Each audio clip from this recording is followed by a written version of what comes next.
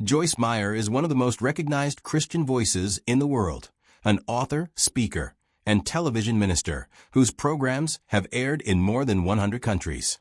But her public story is built on two very different kinds of material: the painful personal history she has chosen to share herself, and a separate trail of financial and organizational controversy that has been documented by journalists, tax watchdogs, and even the United States Senate.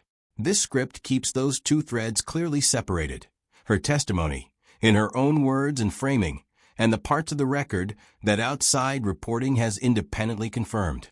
Joyce Meyer was born Pauline Joyce Hutchison on June 4, 1943, in St. Louis, Missouri. Her father served in the Army during World War II, and for the first years of her life, her mother raised her alone. According to Meyer's own retelling, repeated in her books, sermons, and interviews over several decades, her father returned from the war a harsher, more controlling man, and it was after his return that the abuse in her household began. This next part is important to frame correctly. What we know about Meyer's childhood comes almost entirely from Meyer herself. She has been consistent and detailed about it across many public accounts, and biographical outlets including Britannica have repeated her account as her stated history. But there is no independent police record, court case, or third-party documentation of the abuse. This is testimony, not adjudicated fact, and it should be presented that way. By Meyer's account, the abuse began in the mid-1940s and continued for roughly 15 years, until she left home at 18. She has described it as sexual, physical, and emotional, and has said in interviews with Charisma magazine that her father raped her at least 200 times. She has said her mother was aware something was wrong. In one incident Meyer has described publicly, she told her mother about the abuse around 1951. Her mother reportedly confronted her father, who denied it, and her mother chose to believe him. Meyer has also described an occasion, around 1957, when she says her mother walked in on the abuse directly, left, and returned 2 hours later, as though nothing had happened. Meyer has said this silence from her mother felt like its own betrayal, a theme she returns to often in her teaching about forgiveness. At 9 years old, Meyer says she had a religious experience she describes as being born again. But by her own account, this early faith didn't shield her from what was happening at home. She has said she learned to appear normal at school while living an entirely different reality behind closed doors, a pattern she'd later describe from stages around the world as something many abuse survivors recognize in themselves. At 18, Meyer left home and married quickly. By her account, marriage was less a romantic choice than an exit strategy. Her first husband was a part-time car salesman. According to her own retelling and later biographical summaries, the marriage lasted about 5 years and was marked by infidelity, financial instability, and periods where he simply disappeared. Meyer has said that during this period, she was drawn into check fraud connected to her husband's activities. Money she later said she repaid in full. Public biographical sources note her husband was eventually convicted on fraud-related charges. The marriage ended in divorce around 1966, and Meyer, with little money and an infant son, moved back in with her parents, the same household she had described as the site of her childhood abuse. By her own description, this period afterward was one of drift, heavy smoking, nights spent in bars, short relationships that didn't last. She has framed it, in retrospect, as a young woman trying to numb pain she didn't yet have the tools to process. In 1966, Joyce met Dave Meyer, an engineering draftsman described by nearly every account, including her own, as steady in a way the men in her life up to that point had not been. They married in January 1967. This part of the story is well corroborated. Public records and multiple biographical sources confirm the marriage date, and Dave Meyer remains her husband and the vice president of her ministry organization today. Meyer herself has been candid that the early years of this marriage were rocky, not because of anything Dave did, but because of what she carried into it. She has described herself in interviews and books as angry, controlling, and verbally harsh in those years. She has used a phrase loaded for bear to describe her state of mind going into the marriage. She has said she would go weeks giving her husband the silent treatment, and that Dave, rather than escalating, largely stayed calm. She has recounted a moment where Dave told her he'd tried everything to make her happy and had concluded he was going to enjoy his own life regardless of her mood. A comment she has said became a turning point in recognizing how her unresolved trauma was affecting the people around her. Meyer has told the story many times of a moment in February 1976, driving home from a hair appointment, when she says she had what she describes as a life-altering encounter with God, a sense of being spoken to, of understanding that her years of hardship had, in her framing, been a kind of preparation. This is a matter of personal religious testimony, not something that can be externally verified, and it's presented here as exactly that, her account of her own turning point. What can be documented is what came after. Later in 1976, she began leading informal Bible studies for coworkers. By 1980, she had joined Life Christian Center in Fenton, Missouri, a congregation that, according to multiple biographical accounts, had roughly 30 members at the time. A home Bible study she led reportedly grew from dozens to several hundred attendees within a short span, and the church's pastor, Rick Shelton, appointed her associate pastor. She began recording her teaching for a local radio station. In 1985, Meyer launched her own radio program, Life in the Word, reportedly recorded in the basement of her home. Within about 5 years, it had expanded to multiple stations across the Midwest. In 1993, at her husband's suggestion, she moved into television, airing first on WGN in Chicago and later gaining wider distribution through BET. By 1998, the program had been renamed Enjoying Everyday Life, the title it still carries. Over time, distribution expanded to reach, according to the ministry's own reporting, more than 100 countries and translation into more than 100 languages, figures that are widely repeated in press coverage, but that ultimately trace back to the ministry's own claims rather than independent audits of viewership. Meyer also built a large publishing career. She has written more than 100 books. Her 1995 title Battlefield of the Mind became a New York Times bestseller and remains her best-known work. In 2002, she signed a reported $10 million deal with Hatchett's Faith Words division for the rights to her backlist, a figure reported by multiple outlets, including a retrospective piece citing Wikipedia sourcing, and one that drew criticism from some observers who questioned how a nonprofit ministry leader's personal book royalties should be treated. The ministry also built a genuine humanitarian arm. Hand of Hope, its outreach program, has documented work providing food aid, medical clinics, and disaster relief in numerous countries, including drought-affected regions of Ethiopia.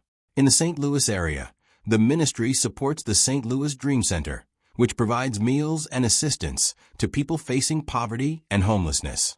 These programs are independently referenced in local reporting, separate from the ministry's own promotional materials. Here the story shifts from testimony to a matter of public record. As Meyer's ministry grew into an organization reported at various points to bring in over $100 million a year, its finances came under sustained outside scrutiny. Reporting in the mid-2000s, including a well-documented St. Louis Post-Dispatch investigation, detailed a $10 million Gulfstream jet purchased by the ministry, multiple multi-million-dollar homes in a gated St. Louis County community, including residences reportedly connected to her adult children, and expensive furnishings at the ministry's headquarters, among them a marble table and an antique commode, each reported in the tens of thousands of dollars. Meyer has publicly defended this spending, saying she believes she has been blessed and sees no reason to apologize for it. The scrutiny reached Washington in November 2007, when Senator Chuck Grassley, then the ranking Republican on the Senate Finance Committee, opened an investigation into 6 prominent televangelist ministries over concerns about tax-exempt status and executive compensation. Joyce Meyer Ministries was one of the 6, alongside organizations led by Benny Hinn, Kenneth Copeland, Creflo Dollar, Eddie Long, and Paula and Randy White. At the time, Meyer's reported annual salary was $900,000, with her husband earning a reported $450,000. Following the scrutiny, Meyer's ministry reduced her salary and shifted toward her retaining book royalties personally rather than routing them through the organization, a change some watchdog groups argued was more cosmetic than substantive, given the scale of her separate publishing income. The Grassley investigation concluded in early 2011 without penalties for any of the 6 ministries. Congress does not have direct enforcement power in these cases, and no subpoenas were issued. But the final Senate review specifically noted that Joyce Meyer Ministries and Benny Hinn Ministries had made real governance reforms and cooperated with the inquiry, a distinction the other 4 ministries did not receive, as they either declined to fully cooperate or provided incomplete responses. In 2009, Meyer's organization joined the Evangelical Council for Financial Accountability and added independent board members, and the IRS confirmed the ministry retained its tax-exempt status. Separate from the financial questions, Meyer has faced sustained theological criticism, primarily over her association with prosperity gospel teaching, the idea that faith can produce material and physical blessing. In 2019, Meyer publicly walked back some earlier statements, saying she had come to believe it was wrong to suggest that sickness or hardship in someone's life reflected a lack of faith. She has also drawn criticism from more traditional evangelical theologians for specific claims, including teaching that touches on the nature of Christ's suffering during the crucifixion, and language describing believers as having godlike spiritual authority, phrasing common in some charismatic circles, but rejected by many mainstream theologians as doctrinally unsound. Groups such as the Christian Research Institute have published critiques characterizing parts of her teaching as inconsistent with historic Christian doctrine. These are ongoing theological disputes within Christianity, not settled factual questions, and different Christian traditions continue to disagree on them.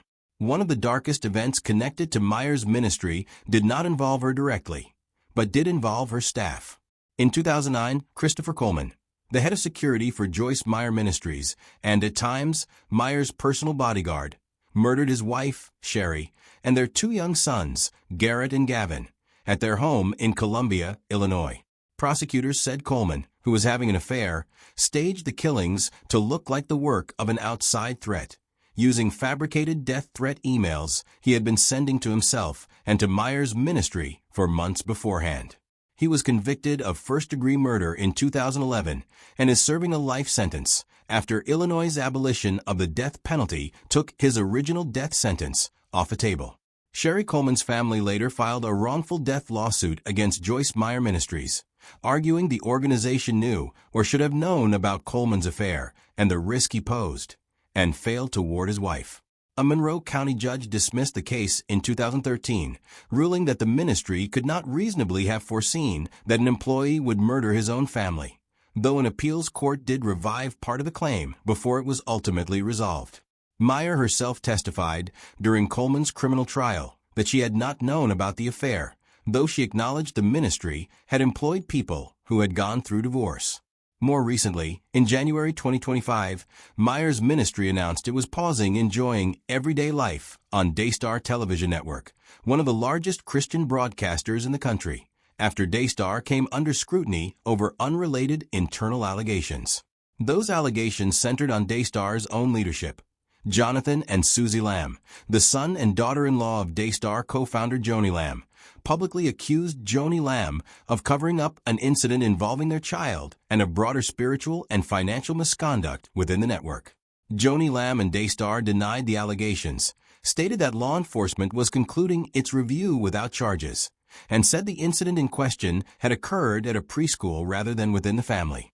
Meyer was one of several prominent ministry leaders, alongside figures like Jack Graham and Jennison Franklin, who chose to step back from the network during the controversy, citing a need for accountability in ministry partnerships.